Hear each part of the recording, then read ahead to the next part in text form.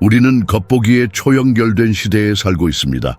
소셜미디어는 우리에게 수천 명의 친구를 약속하고 메시징 앱은 우리를 끊임없이 연락하게 하며 대중문화는 외향성과 바쁜 사회생활을 성공과 행복의 징표로 칭송합니다. 그러나 이러한 끊임없는 상호작용의 이면에는 당혹스러운 역설이 드러납니다. 우리 중 많은 이들이 이토록 내면적으로 공허하고 외부적인 검증에 의존하며 우리 자신의 동행을 두려워한 적이 없었습니다.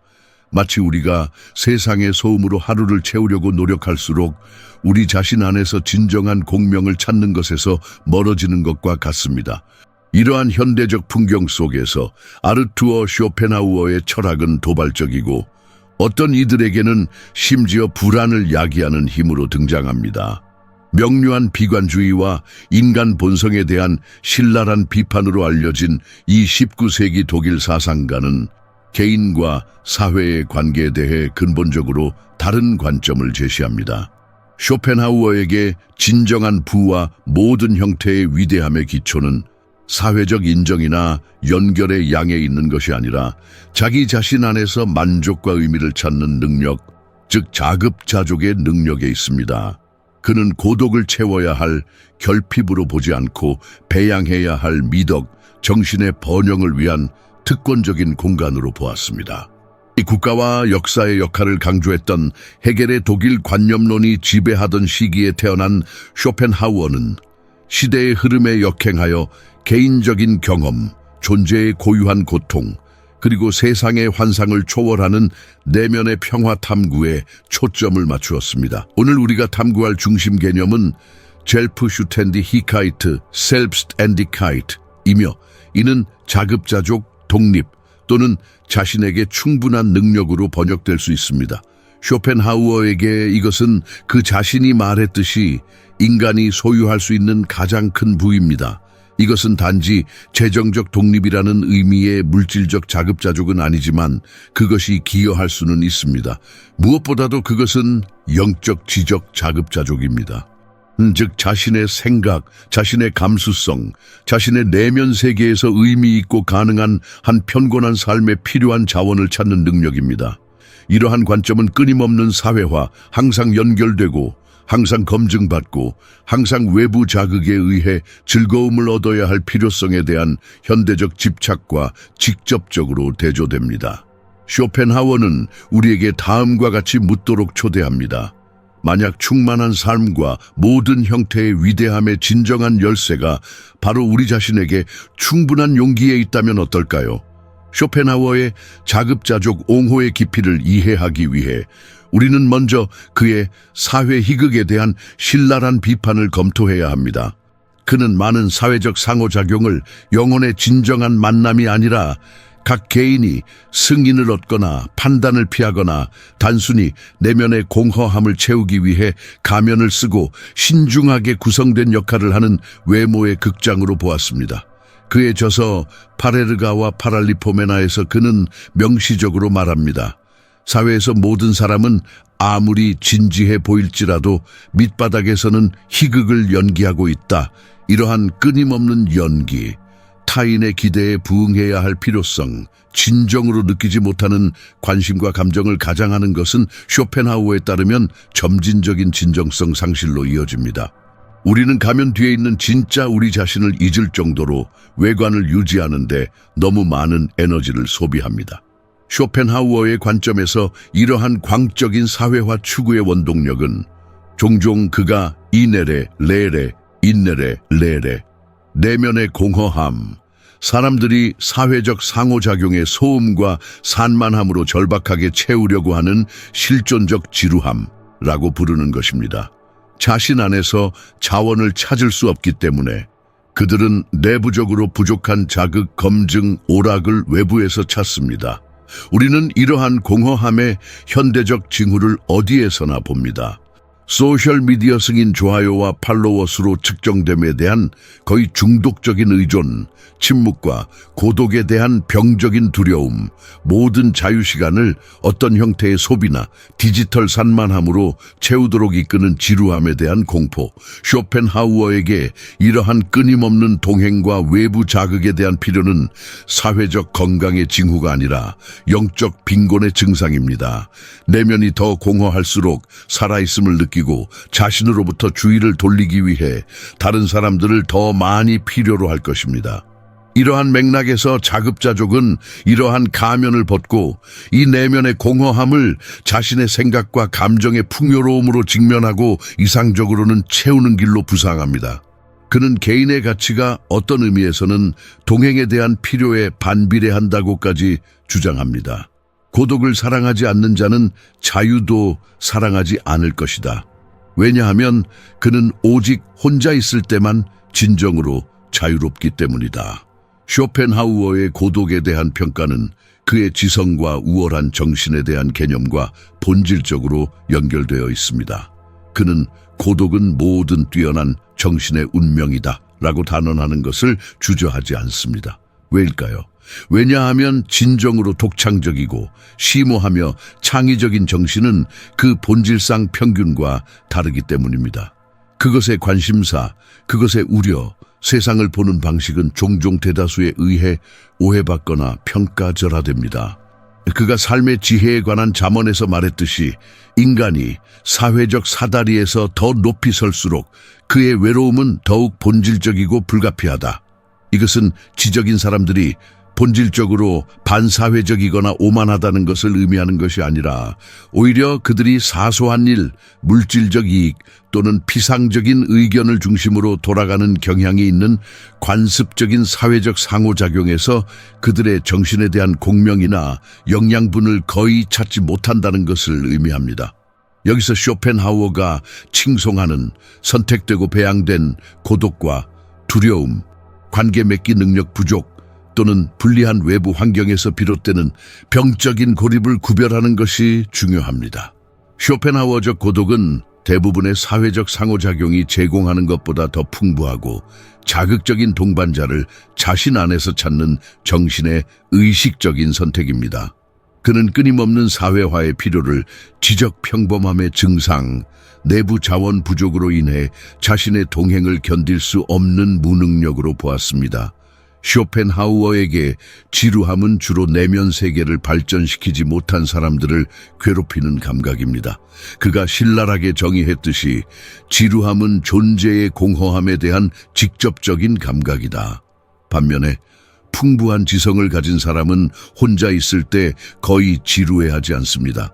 왜냐하면 그들의 마음은 탐구할 생각, 아이디어, 성찰의 우주이기 때문입니다. 그들에게 고독은 채워야 할 공허함이 아니라 거주해야 할 공간, 명상과 창조를 위한 피난처입니다.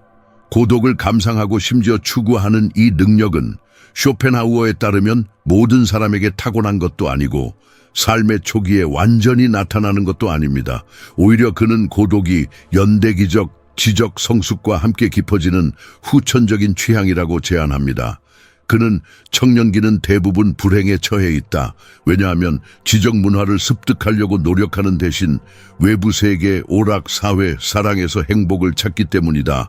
라고 관찰합니다.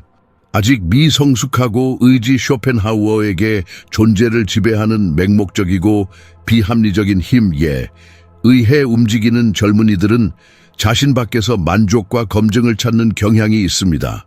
그들은 아직 자신의 내면 세계의 풍요로움을 발견하지 못했거나 만약 그것을 소유하고 있다면 그것을 가장 확실하고 지속적인 만족의 원천으로 아직 가치 있게 여기는 법을 배우지 못했습니다. 그러나 세월이 흐르면서 특히 지성과 감수성을 배양하는 사람들에게는 고독에 대한 인식이 근본적으로 바뀔 수 있습니다. 사회적 관계의 비상성에 대한 환멸, 자신의 개성에 대한 인식 증가, 그리고 명상과 독립적인 생각의 즐거운 발견은 많은 이들로 하여금 퇴각과 성찰의 순간을 점점 더 가치 있게 여기도록 이끕니다. 청년기에는 처벌이나 사회적 실패의 징후처럼 느껴졌을지 모르는 고독은 특권, 피난처, 내면의 평화와 창의적인 작업을 위한 필요한 조건으로 간주됩니다. 개인적 발전, 감정적 지적 성숙, 그리고 자신과 편안하게 지내고 자신의 동행에서 풍요로움을 찾는 능력 사이에는 분명한 유사성이 있습니다. 침묵과 고립은 더 이상 위협적이지 않고 생각, 상상력, 자기 이해의 더 깊은 차원으로 향하는 관문이 됩니다. 고독의 고요함 속에서 마음은 세상의 산만함에서 벗어나 자신에게 몰두하여 사회적 동요에 의해 가려진 보물을 찾을 수 있습니다. 쇼펜하우어가 지적한 고독을 배양하는 가장 흥미로운 효과 중 하나는 고양된 감수성의 발달입니다. 우리가 관습적인 사회적 상호작용의 끊임없는 소음과 피상성에서 물러날 때 우리의 내적, 외적 감각은 예리해지는 것 같습니다. 우리는 이전에 우리에게서 벗어났던 뉘앙스를 주변 세계와 우리 자신의 생각과 감정 모두에서 인식하기 시작합니다. 의도적인 고립은 특히 명상과 연구와 결합될 때 우리의 미적 취향, 아름다움을 감상하는 능력, 도덕적 감수성, 지적 명료성을 정제합니다. 미지와 표상으로서의 세계에서 쇼펜하우어는 고독이 종종 양질의 지적 생산을 위한 필요한 조건이라고 논의합니다. 왜냐하면 그것은 독창성의 필수적인 깊은 집중과 생각의 자유를 허용하기 때문입니다. 그러나 우리를 끊임없이 외부로 산만함과 수능으로 끌어당기는 세상의 혼란 속에서 어떻게 이 자급자족과 고양된 감수성을 배양할 수 있을까요? 쇼펜하우어는 실용적인 설명서를 제공하지 않지만 그의 철학은 몇 가지 방향을 제시합니다. 명상의 배양은 근본적입니다. 즉각적인 판단 없이 사물이 그 본성을 드러내도록 허용하면서 세상과 자신을 주의 깊게 관찰하는 법을 배우는 것입니다. 깊은 독서, 피상적인 정보의 빠른 소비가 아니라 마음을 도전하고 풍요롭게 하는 작품에 몰입하는 것은 또 다른 길입니다. 정신적 분산을 의식적으로 거부하고 주의를 집중하고 단편적인 자극에 끊임없는 유혹에 저항하는 법을 배우는 것도 중요합니다. 그리고 자연에 대한 특별한 감상을 가졌던 쇼펜하우어에게 자연 세계를 명상하는 것은 인간 사회의 사소함과 인위성으로부터의 피난처를 제공하여 영원한 진리와의 더 직접적인 접촉을 허용했습니다. 근본적으로 고독과 자급자족은 우리에게 욕망하고 투쟁하고 고통받도록 강요하는 그 만족할 줄 모르는 힘인 의지의 폭정에서 일시적이나마 벗어날 기회를 제공합니다. 우리의 내면 세계로 물러나고 우리 자신의 생각과 명상적인 활동에서 만족을 찾음으로써 우리는 우리에 대한 의지의 지배력을 약화시켜 사회생활의 번잡함 속에서는 드문 평온과 명료함의 순간을 성취할 수 있습니다. 이러한 의미에서 고독은 단지 지적인 피난처일 뿐만 아니라 금욕주의의 한 형태, 욕망과 고통의 순환으로부터의 부분적인 해방으로 가는 길이기도 합니다.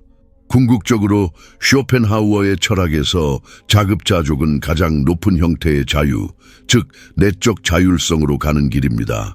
그는 인간은 오직 혼자 있을 때만 완전히 자기 자신이 될 수 있다. 그러므로 고독을 사랑하지 않는 자는 자유도 사랑하지 않는다. 왜냐하면 그는 오직 혼자 있을 때만 진정으로 자유롭기 때문이다. 라고 말합니다. 이 자유는 단지 외부적인 강제의 부재가 아니라 더 깊이 타인의 판단으로부터의 자유, 사회적 기대감으로부터의 자유, 승인에 대한 필요로부터의 자유입니다. 우리가 우리 자신 안에서 가치와 만족의 주요 원천을 찾을 때 세상의 의견과 요구는 우리에 대한 힘을 많이 잃습니다.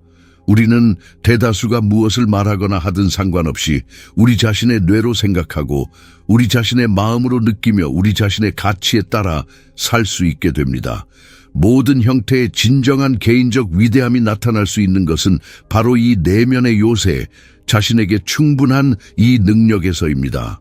예술, 과학, 철학 또는 단순히 진정성 있고 의미 있는 삶을 사는 기술에서든 자급자족은 독창성, 용기, 성실성을 위한 비옥한 토양을 제공합니다. 자급자족하는 사람은 고통이나 삶의 어려움에 면역이 있는 것은 아니지만 외부 환경이나 타인의 승인에 의존하는 바람에 날리는 나무잎이 아니라 내면의 힘의 중심에서 그것들을 마주합니다. 아마도 현대사회가 진정한 자급자족을 그토록 두려워하는 것은 바로 그것이 의존, 순응, 소비에 기반한 사회 통제 구조를 위협하기 때문일 것입니다. 자신에게 충분한 사람은 덜 조종당하고 덧없는 유행에 덜 민감하며 시스템이 제공하는 제품과 검증을 덜 필요로 합니다. 어떤 의미에서 그들은 기존 질서에 대한 위험입니다. 그러나 쇼펜하우어에게 그리고 아마도 우리에게 이것이 바로 그들의 가장 큰 미덕입니다. 만약 자급자족과 쇼펜하우어의 비전에 대한 이러한 성찰이 더 진정성 있고 의미 있는 삶을 위한 당신 자신의 탐구와 공명했다면 우리는 당신의 생각을 듣고 싶습니다. 자급자족 추구가 당신 자신의 삶을 어떻게 변화시켰거나 변화시키고 있는지에 대해 아래에 댓글을 남겨주십시오. 그것에 반하는 것처럼 보이는 세상에서 이 내면의 독립성을 배양하는 것의 도전과 보상은 무엇입니까? 당신의 독특한 생각이야말로 피상적인 것을 넘어 서려고 하는 독립적인 정신들의 우리 공동체를 풍요롭게 하는 것입니다.